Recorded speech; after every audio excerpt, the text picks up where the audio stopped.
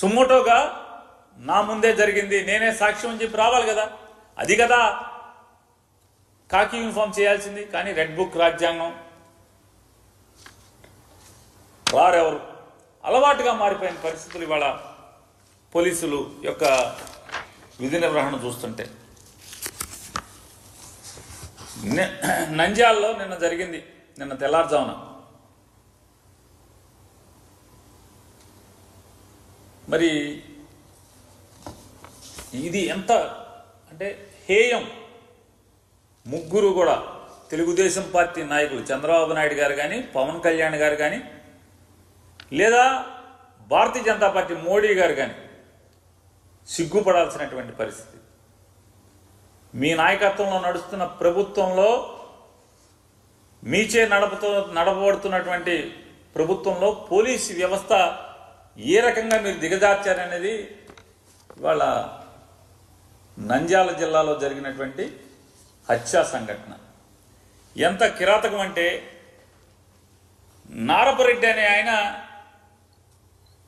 DSP గారికి, SI గారికి, CI గారికి, డిఎస్పీ గారికి, ఎస్పీ గారికి అందరికీ ఫోన్ చేస్తాడు. సార్, మా ఊళ్ళో తెలుగుదేశం నాయకులందరూ కూడా గుంపులుగా పోగేసుకుంటున్నారు, జమ అవుతున్నారు. మాకెందుకో ఊళ్ళో ఏదో జరుగుతుందని చెప్పని భయంగా ఉంది, హింస జరుగుతుందని భయంగా ఉంది, మీరు పోలీసులను పంపించండి సార్ అని చెప్పని పంపిస్తే, ఫోన్లు చేస్తే గంటలు గంటలు గడిచినా పోలీసు రారు. నంద్యాల హెడ్ క్వార్టర్కి, నంద్యాల జిల్లా హెడ్ క్వార్టర్కి, అంటే జిల్లా ఎస్పీ ఉండేటువంటి చోటుకి, అతను బస చేసేటువంటి విధి నిర్వహణ చేస్తున్నటువంటి చోటుకి 12 కిలోమీటర్ల దూరంలో ఉన్నటువంటి సీతారాంపురం అనే గ్రామం నుంచి నారపరెడ్డి అని చెప్పని ఆయన ఫోన్ చేస్తే పోలీసు రారు. ఎప్పటికి వస్తారు? కొన్ని గంటలు గడిచిన తర్వాత ఒక ఎస్ఐ గారు, ఒక కానిస్టేబుల్ గారు, ఒక హోంగార్డ్ గారు వస్తారు. వచ్చి ఏం చేస్తారా అంటే, ఈ నారపరెడ్డికి చెప్తారు, నువ్వు ఇక్కడ ఉండబాకు, నిన్ను చంపేస్తారు, మేము ఆపలేం, నువ్వు వెళ్ళి పోలీస్ స్టేషన్లో దాక్కో, నువ్వు అర్జెంట్గా వెళ్ళిపో పోలీస్ స్టేషన్కి, నువ్వు పోలీస్ స్టేషన్కి వెళ్ళిపోయి స్టేషన్లో కూర్చుని నాకు సెల్ ఫోన్లో ఫోటో తీసి వాట్సాప్లో నాకు పంపించు, నువ్వు వెళ్ళిపో ఇక్కడి నుంచి. విన్నామా మనం ఎక్కడన్నా? ఎప్పుడన్నా ఏ ప్రభుత్వంలో అయినా విన్నామా? ఈ రెడ్ బుక్ రాజ్యాంగంలో ఇది జరుగుతుంది. పోలీసులు అయ్యా నన్ను చంపుతున్నారని ఎస్పీకి ఫోన్ చేసి చెప్తే, చంపటానికి ప్రిపేర్ అవుతున్నారు, వస్తున్నారని చెప్పని ఒక 3 గంటల తర్వాత ఎస్ఐ వస్తాడు, 2 పోలీసులను వెంబడి పెట్టుకొస్తాడు. నేను నిన్ను ఆపలేను, నువ్వు వెళ్ళిపో ఇక్కడి నుంచి.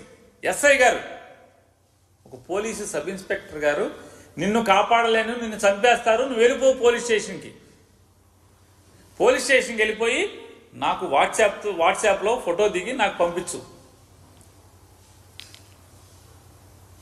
రెడ్ బుక్ రాజ్యాంగం పోలీసు ఎలా ఉందో చూసుకోండి ఒకసారి. పాపం ఈ నారపరెడ్డి గారు పోలీస్ స్టేషన్కి వెళ్ళిపోతే ఈలోపు మొత్తం స్వైర వ్యవహారం. శ్రీనివాసరెడ్డి అనేటువంటి రౌడీ షీటరు, శ్రీనివాసరెడ్డి అనేటువంటి ఒక గూండా మందిని వేసుకుని, రౌడీ షీటర్లను వేసుకుని, కిరాతకులను వేసుకుని ఊరేగింపుగా కత్తులతో రాడ్లతో ఊరంపట ఊరేగుతూ బయలుదేరి,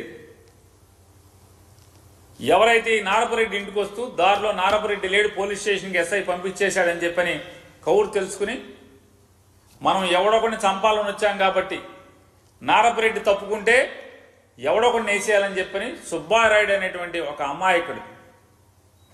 అమాయకుడు అనేటువంటి వైఎస్ఆర్ కాంగ్రెస్ పార్టీ నికార్సైన కార్యకర్తని హత్య చేయటం, అడ్డొచ్చిన అతని భార్యను కూడా పొడవటం, కత్తులతో పొడవటం.